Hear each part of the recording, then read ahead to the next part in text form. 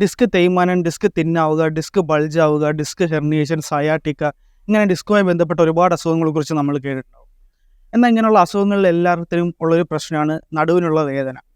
ഡിസ്കിന് പ്രോബ്ലമായിട്ട് ഹോസ്പിറ്റലിലേക്ക് എത്തുന്ന ഏകദേശം 40% പേഷ്യൻസിലും ഡിസ്കിനുള്ള പെയിൻ്റെ മെയിനായിട്ടുള്ളൊരു പ്രോബ്ലം എന്ന് പറഞ്ഞാൽ ആനുലർ ഡിസ്ക് ടിയർ ആണ്.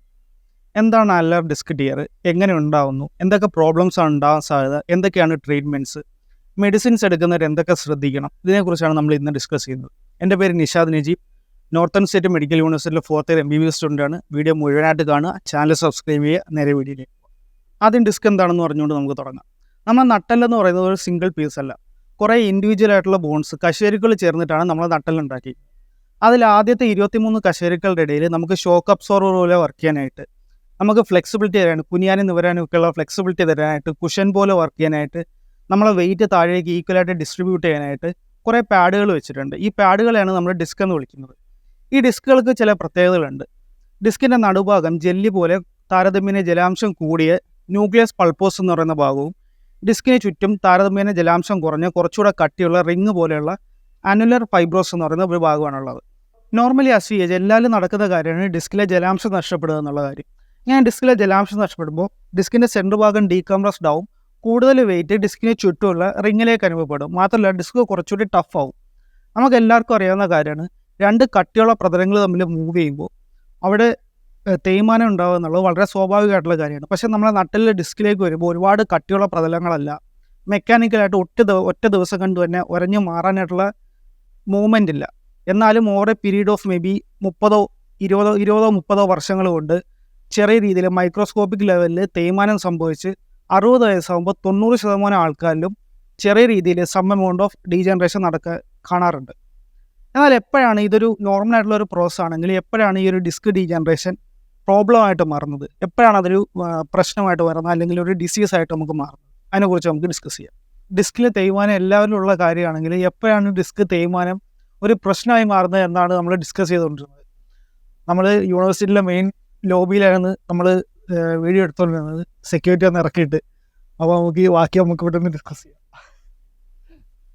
അപ്പോൾ നമ്മൾ പറഞ്ഞുകൊണ്ടിരുന്നതാണ്. സോ ചില ആൾക്കാരിൽ എന്താ സംഭവിക്കുന്നതെന്ന് വെച്ച് കഴിഞ്ഞാൽ, അമിതമായിട്ട് വെയിറ്റ് ഉള്ളവരിൽ, അല്ലെങ്കിൽ ദഹനം പ്രശ്നമുള്ളവരിൽ, റെഗുലറായിട്ട് എക്സസൈസ് ചെയ്യാത്തവരിൽ, സ്മോക്കിങ് പുകവലിക്കുന്നവരിൽ, ജനറ്റിക്കായിട്ടുള്ള കാരണങ്ങളാവാം, കുനിയെ നിവരെയും അമിതമായിട്ട് വെയിറ്റ് എടുക്കുന്ന ജോലിയുള്ളവരിൽ, ഇങ്ങനെയൊക്കെ ഉള്ളവരിൽ എന്താ സംഭവിക്കുന്നത്, ഡിസ്ക് വേഗം ഡ്രൈ ആവും. അപ്പോൾ ഇങ്ങനെ ഡിസ്ക് വേഗം ഡ്രൈ ആവാൻ നേരത്ത് നമ്മൾ കുറേ നേരം നിൽക്കുമ്പോഴോ അല്ലെങ്കിൽ കുറേ നേരം ഇരിക്കുമ്പോൾ എന്താ സംഭവിക്കുന്നത് വെച്ച് കഴിഞ്ഞാൽ, നമ്മൾ നിൽക്കുന്നതിനേക്കാളും 3 മടങ്ങ് വെയിറ്റാണ് നമ്മൾ ഇരിക്കുമ്പോൾ നമ്മുടെ നടുഭാഗത്ത് ഡിസ്കിലേക്ക് അനുഭവപ്പെടുന്നത്. അല്ലെങ്കിൽ നമ്മൾ വേഗം കുറേ വെയിറ്റ് എടുക്കുന്ന സമയത്തോ ഡിസ്കിൻ്റെ റിങ്ങിൽ ചെറിയ വിള്ളലുകൾ അനുഭവപ്പെടാം.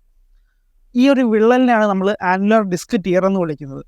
ഇത് ഐഡൻറ്റിഫൈ ആയിട്ട് നമുക്ക് എക്സ്റേ അല്ല MRI വഴിയോ ഡിസ്കോഗ്രഫി വഴിയോ അല്ലെങ്കിൽ CT സ്കാൻ വഴിയോ ഒക്കെ നമുക്ക് ഈ ഒരു ആനുലർ ടിയർ നമുക്ക് ഐഡൻറ്റിഫൈ ചെയ്യാൻ വേണ്ടിയിട്ട് പറ്റും. ഡിസ്കിൻ്റെ മറ്റൊരു പ്രത്യേകത എന്താണെന്ന് വെച്ച് കഴിഞ്ഞാൽ, ഡിസ്കിൻ്റെ പുറത്ത് 1 മുതൽ 2 മില്ലിമീറ്റർ ഭാഗത്ത് മാത്രമേ വേദന സെൻസ് ചെയ്യുന്ന നെർവ് എൻഡിങ്സ് ഉള്ളൂ. അപ്പോൾ ഈ ഒരു മുറിവ് അല്ലെങ്കിൽ വിള്ളൽ ഉണ്ടാകുന്ന സമയത്ത് എന്താ സംഭവിക്കുന്നതെന്ന് വെച്ച് കഴിഞ്ഞാൽ, ഡിസ്കിൻ്റെ ഉള്ളിലുള്ള ജെല്ലി പാർട്ട് ഈ ഒരു വിള്ളലിലൂടെ ഈ ഒരു നെർവ് എൻഡിങ്സുമായിട്ട് കോണ്ടാക്റ്റിൽ വരും, വേദന ഉണ്ടാവും. ഈ ഒരു നെർവ് എൻഡിങ്സ് ഇറിറ്റേറ്റഡ് ആകും, വേദന ഉണ്ടാവും. നമ്മൾ ഈ ഒരു പെയിൻ മെഡിസിൻസ് എടുത്ത് ഈ ഒരു മുറിവിനെ ഭേദപ്പെടുത്തിയില്ല എന്നുണ്ടെങ്കിൽ ഈ ഒരു മുറിവിലൂടെ നെർവ് എൻഡിങ്സ് ഉള്ളിലേക്ക് വളരും, അപ്പോഴും വേദന ഉണ്ടായിക്കൊണ്ടേയിരിക്കും. ഇതിനൊരു പരിഹാരമായിട്ട് നമുക്ക് വേദന കുറയ്ക്കാനുള്ള മരുന്നുകൾ കഴിക്കാം.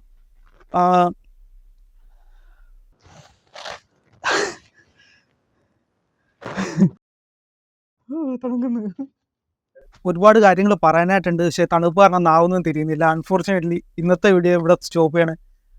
റഷ്യയിൽ ഇപ്പം ഇവിടെ സമ്മർ ആവേണ്ട സമയമാണ്, പക്ഷേ എന്തോ 2 ദിവസമായിട്ട് നല്ല രീതിയിൽ സ്നോയിങ് ആണ്. +6 ഒക്കെ ആവേണ്ട സമയമാണ്, പക്ഷേ മൈനസാണ്. സോ ഈ വീഡിയോയുടെ കണ്ടിന്യൂഷൻ നമുക്ക് വേറൊരു ദിവസം അപ്ലോഡ് ചെയ്യാം. ഇന്നത്തെ വീഡിയോ നമ്മളിവിടെ സ്റ്റോപ്പ് ചെയ്യാണ്. ഇതുപോലുള്ള വീഡിയോസ് വേണമെങ്കിൽ താഴെ കമൻറ്റ് ചെയ്യുക. സോ വീഡിയോ ഇവിടെ സ്റ്റോപ്പ് ചെയ്യുന്നു, പിന്നെ കാണാം.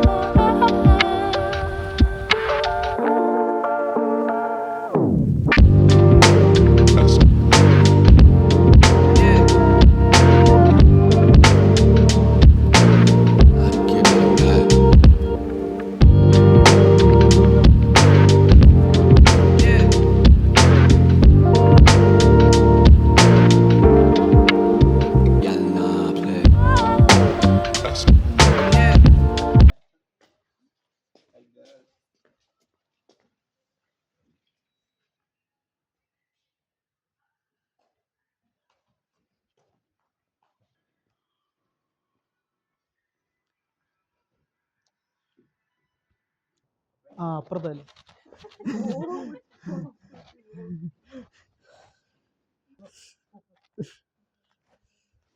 ഡിസ്ക് ഡിസ്ക് ഡിസ്കിന്റെ മറ്റൊരു പ്രത്യേകത എന്താണെന്ന് വെച്ച് കഴിഞ്ഞാൽ ഡിസ്കിന്റെ പുറത്ത് ഒന്ന് മുതൽ 2 മില്ലി.